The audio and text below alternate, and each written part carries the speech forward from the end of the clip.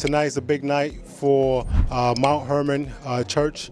We have a symposium going on between Lee Health and the church itself, and we have Pastor William Glover to explain exactly why is this event taking place today.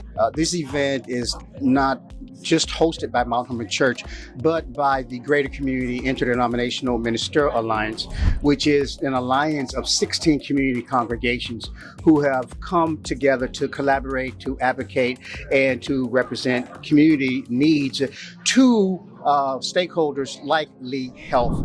And this symposium tonight is a community dialogue on Lee Health's proposed transition. So we've got 16 congregations, and we're expecting hundreds of community members to be here tonight to engage in this symposium dialogue. One goal tonight is to simply inform, to make certain that people are empowered with correct information about what this transition is, how it is occurring, and also the fact that we have an opportunity to have a voice in this process and let our concerns be heard. So it's information and empowering with education. And then secondly, to look after the interests of the community. Many members of our community are concerned with the closing of Lee Memorial Hospital and what that means for our community, and how this transition might impact those who are dependent on the safety net for their care, like Medicare, Medicaid, and those who cannot afford to pay. What will happen to those people when the hospital becomes a private nonprofit hospital system as opposed to a public nonprofit hospital system?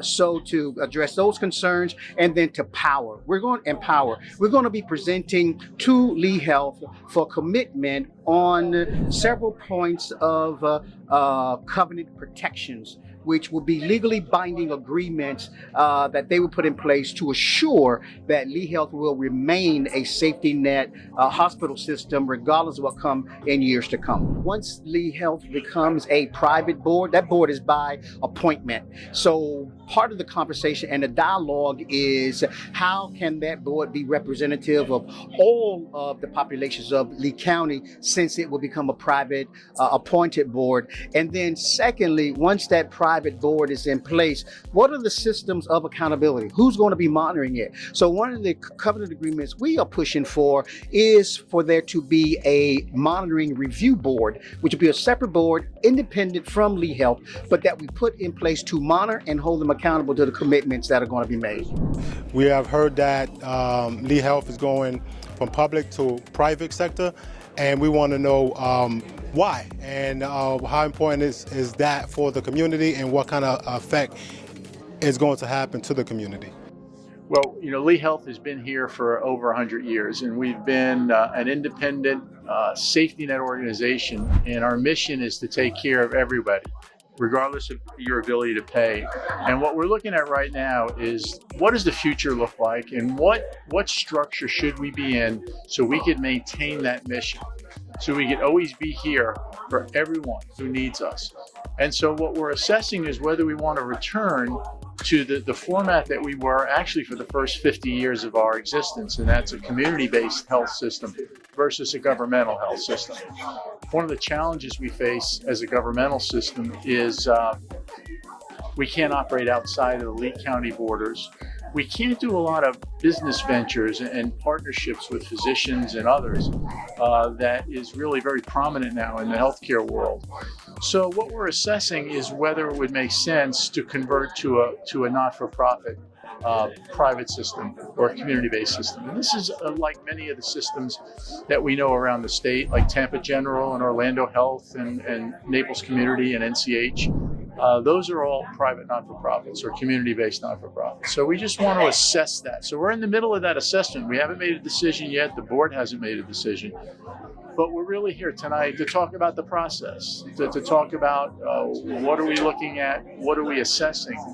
But the bottom line is our board is going to decide based on what's in the best interest of our citizens. That's what's paramount to us. It's the most important thing. And how we can maintain our mission to care for all, regardless of ability to pay, and do so forever. Thank you for your work, your good work in the community, and we want to hear more from you in the future. We want to see what's next to come. Is there any last word? we will continue this process, continue the communication, and I'll be happy to come back and give you an update in the future. And then this, tonight is a big night. We're having the symposium. We have the CEO doing a little bit of talk to the community. What are you expecting to happen tonight? And what do you expect to happen moving forward, interaction with the community? I expect a robust dialogue. I expect to learn from this particular community what is being seen and heard, what the concerns are, and then some of the ideas that are going to be generated through this forum and what is feasible, what's possible. And I'm a bit of an optimist and a problem solver. So if there's something that we can do to create something formidable that will help provide that community voice and deepen whatever comes from the output of our potential conversion, we want to make sure that the community has a role in that. As I was saying, we're here because the 16 clergy and congregations of the Great Interdenominational Minister Alliance and Lee Health are sponsoring this community health forum. Our primary goal tonight is to have a structured community conversation on Lee Health's evaluation of transitioning from a public nonprofit hospital system to a private nonprofit hospital system.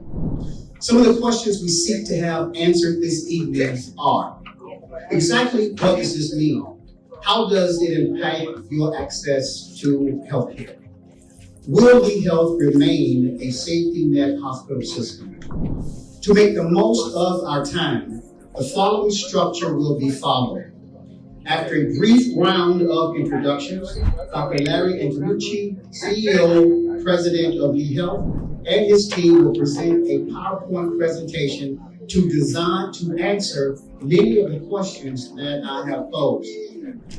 Any organization, in order to be successful, in order to move forward, has to constantly look at their environment and decide, do they need to change directions? Do they need to make changes? Do I need to adjust what they're doing? Because many times what got you here isn't what's going to get you there where you need to go. So that's why we're going to talk tonight about a very important decision our board's going to have to make. And this decision is going to be centered on what is in the best interest of our citizens. That's really the bottom line. And it has to answer a very important question. What is the structure for Lee Health that will allow us to maintain the safety net structure that we have had and the safety net services we've had for over 100 years, and do so with local control? We have been governed locally since the very first day that we started with a 4-bed hospital right here in downtown Fort Myers. We are a critical safety net. We take care of everyone regardless of their ability to pay. We are among one of the largest public systems in the country right now, and we continue to grow. So let's talk about history a little bit. So as I mentioned, 1916, we opened up, and at that time, we were in fact a community-based organization. We were a private not-for-profit, and we operated that way for a little over 50 years until the mid-60s, when the state established the Special District, which is a governmental entity that is now the Lee Memorial Health System, or Lee Health. And from 1970 to today, we have been operating and growing with this community. So our first approach was to go to the state legislature and say, we realize that there may very well be other hospitals coming to Lee County. We're okay with competing, but we want to be able to compete on an even playing field. We want fair competition, and the challenge we have is that our enabling legislation has a lot of restrictions on it. One of the restrictions is a geographic restriction, that we really can't operate outside of Lee County. And we know that competitors that are going to be coming to this community will be able to operate regionally. They can have a regional presence, regional networks, etc. That could make a difference. So if you look up at the board, you'll see on the left it says Special District Government Health System. That's what we are now. That's our current structure. On the right, it says Community Focused Nonprofit Health System, or what you may refer to as a private health system. Now, the important thing is that they are both not-for-profit. There are no shareholders. A conversion involves no money changing hands. It simply just changes the structure of the health system. The governance would be our current situation is that we're governed by the Enabling Act that I mentioned, that was written in the 60s and has been modified a number of times throughout the years. We would be governed by Florida law applicable to not-for-profit corporations if we were to convert. This symposium presentation was brought to you by me, Wes Musignac of the Kingdom Press News Medium at kingdompressnews.com and PCBN. Again, thank you for watching. My last statement, as times changes, people change too, and so does Lee Health. The story continues. Have a good one.